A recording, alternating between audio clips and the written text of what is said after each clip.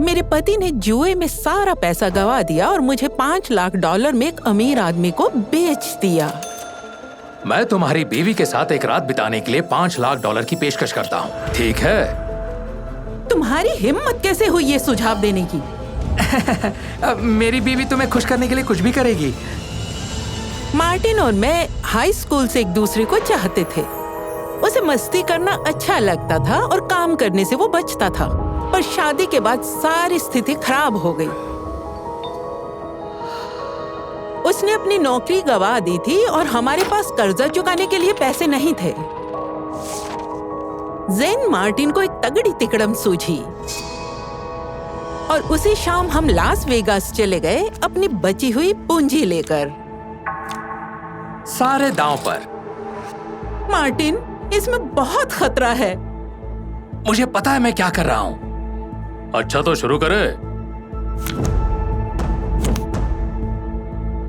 नहीं, बदकिस्मती से तुम हार गए।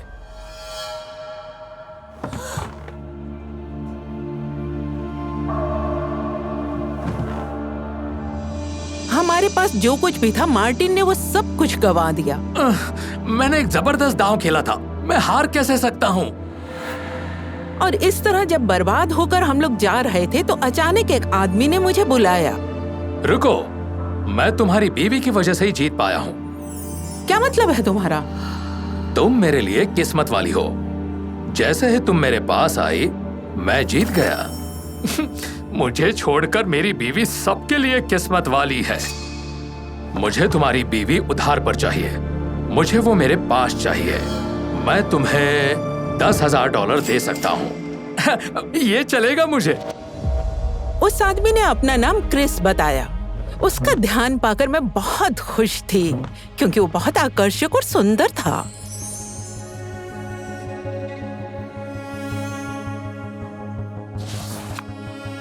सब दांव पर लगाओ। अच्छा, तो शुरू करते हैं। क्रिस को इसकी बिल्कुल भी परवाह नहीं थी। ऐसा लगता था कि उसे इस तरह पैसा उड़ाने की आदत थी। ये तो कमाल हो गया, आपने $5 लाख जीते हैं। हमारे आसपास सभी हैरान थे, खास तौर से मेरा पति। लगता है आपका निवेश आपके लिए बहुत फायदेमंद साबित हुआ है।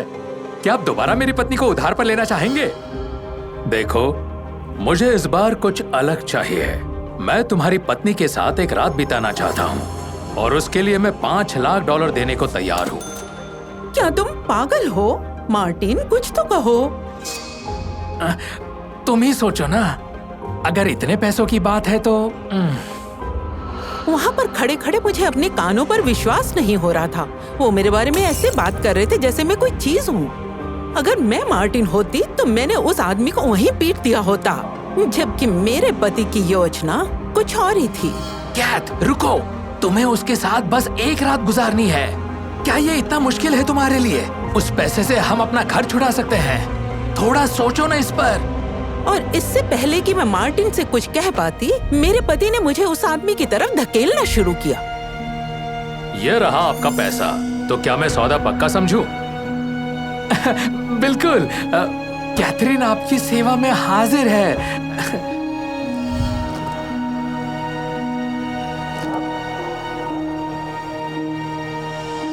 सब कुछ धुंधला नजर आ रहा था और मुझे तो अंदाजा ही नहीं था कि क्या हो रहा है। और वो आदमी मुझे होटल के कमरे में ले गया और अपने पीछे का दरवाजा बंद कर दिया और मुझे अब कुछ बहुत बुरा होने का अंदेशा हो रहा था। इस बात को तुम बहुत अच्छी तरह से जान लो कि तुम्हारे पति ने तुम्हें बेच दिया है अभी अभी।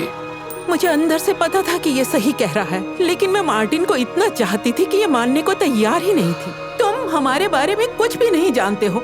हमें ये पैसा अपना घर छुड़वाने के लिए चाहिए। सच में? तो अपने पति के पास वापस जाओ और उससे ये बात कहना। पर जाओ कैथरीन, मैं औरतें खरीदता नहीं हूँ, मैं उन्हें जीत लेता हूँ। मुझे ऐसा लगा जैसे किसी ने मेरे ऊपर कीचड़ फेंक दिया हो। मैं मार्टिन को ढूंढना चाहती थी और ये सब कुछ भूलना चाहती थी जैसे ये कोई बुरा सपना हो, लेकिन मुझे उसे मीरजादे के पास रुकना चाहिए था। मार्टिन, ये कौन है ये ना क्लोई है। अब तुम मजे लूट सकती हो तो क्या मैं लूट नहीं सकता?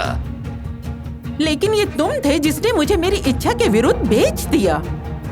ज्यादा मासूम मत बनो। हम कल यहाँ दोबारा आएंगे और फिर कोई करोड़पति ढूंढेंगे। अभी के लिए तुम ऐश करो ना।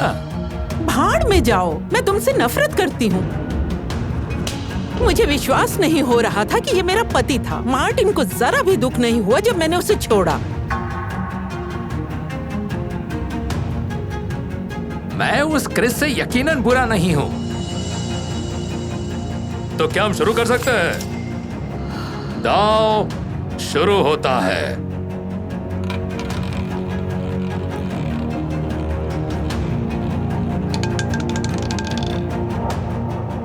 काले पर 21। आप हार गए। नहीं, रुको क्लोई, कहाँ जा रही हो? दफा हो जाओ, मैं भिखारियों से नहीं मिलती। मुझे नई जिंदगी जीने के लिए मजबूर होना पड़ा, जबकि कैसीनो छोड़ने के बाद अमीर लोग मेरे पीछे आने लगे।